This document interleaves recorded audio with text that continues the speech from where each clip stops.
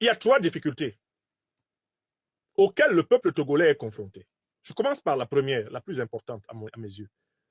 C'est le refus des forces de défense et de sécurité du Togo de prendre parti pour le peuple. Les forces de défense et de sécurité togolaises continuent de soutenir la dictature et de persécuter le peuple. Comme si ces forces de défense et de sécurité ne voient pas que le système politique mis en place par le président Faure Gnassingbé va conduire à la ruine de leurs propres enfants. Les enfants des gendarmes, des policiers, des militaires togolais là. Ils vivent dans le même Togo que Faure Gnassingbé conduit vers les pires convulsions sociales, économiques, politiques, culturelles, géopolitiques et géostratégiques.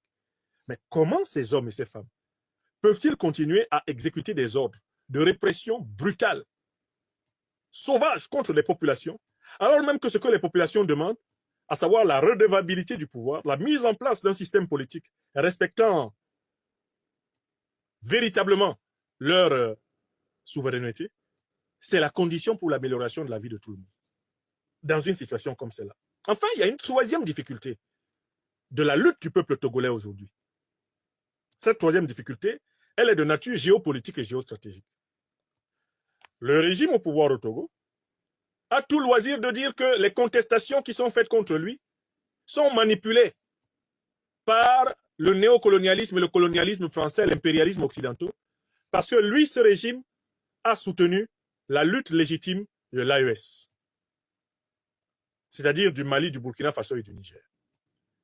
Il y a un son que j'entends de plus en plus là au Togo, où on veut présenter toutes les manifestations populaires comme un montage de Paris et de ses satellites pour punir Faure Gnassingbé d'avoir soutenu Assimi Goïta, d'avoir soutenu Ibrahim Traoré, d'avoir soutenu Abdourahmane Tchani.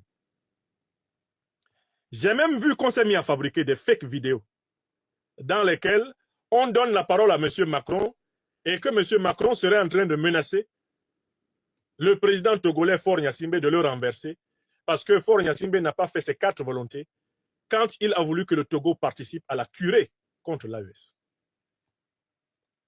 J'ai aussi vu les démentis, même de RFI, dans la journée, pour dire que les vidéos dans lesquelles on fait parler Macron, comme voulant renverser Faure Gnassingbé, ce sont des fake news. La question, c'est de savoir à qui ça profite. Qui fabrique ces fausses vidéos pour tenter de faire paraître Faure Gnassingbé comme étant désormais un anticolonialiste, un panafricaniste, un résistant notoire que Paris détesterait pour cela. Voilà une imposture. Mais une imposture face à laquelle j'observe que mes frères et sœurs de l'opposition togolaise n'ont pas lutté efficacement. Ils n'ont pas lutté efficacement parce qu'ils se sont contentés jusqu'ici, pour la plupart du temps, d'un discours moralisateur envers l'AES. Demandant à l'AES de lâcher Faure Gnassingbé, en demandant à l'AES de ne pas compter sur Faure Gnassingbé parce que Faure Gnassingbé est toujours un pion du néocolonialisme français, de l'impérialisme occidental.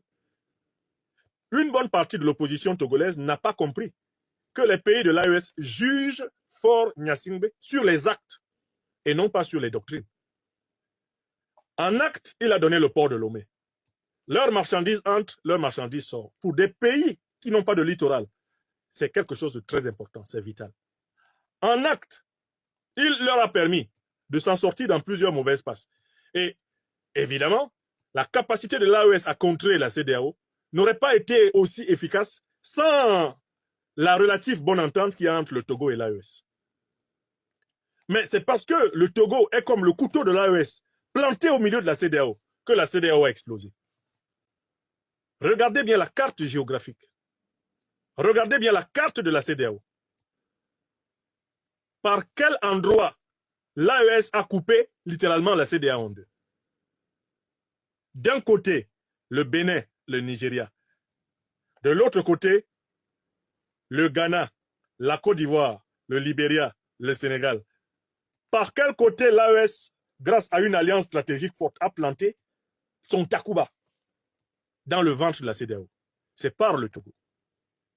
Donc il fallait que l'opposition togolaise travaille à renforcer les relations avec le bloc panafricaniste révolutionnaire. Et non pas à renforcer les relations avec les médias france-africains, avec le bloc néocolonialiste, qui de toutes les façons ne fera pas une politique différente de celle de Faure Gnassingbé. Quand on regarde la manière dont se sont positionnés les discours de l'opposition togolaise, ils se sont contentés de leçons de morale à l'AES. Donc, il faut donner à l'AES des garanties. Pour que Faure Gnassingbé ne soit plus incontournable auprès de l'AES, il faut que l'opposition togolaise donne à l'AES plus de garanties que Faure Gnassingbé. Et ça, c'est la responsabilité des dirigeants de l'opposition togolaise de trouver un moyen de conforter l'AES dans la certitude que, quel que soit le changement politique qu'il y a au Togo, il sera en sa faveur.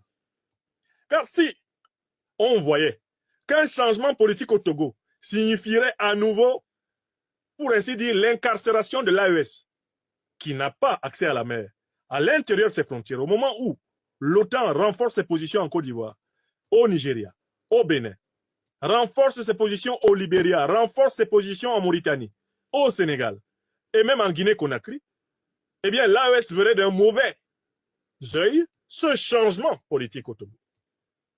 Un dirigeant qui serait davantage, bien sûr, pro-néocolonialiste français, davantage pro-impérialiste que ne l'est déjà Faure Gnassingbé, qui est lui-même déjà issu du néocolonialisme français et de l'impérialisme, ce serait une mauvaise nouvelle pour l'AES. Donc, voilà la troisième difficulté dans laquelle se trouve mon peuple.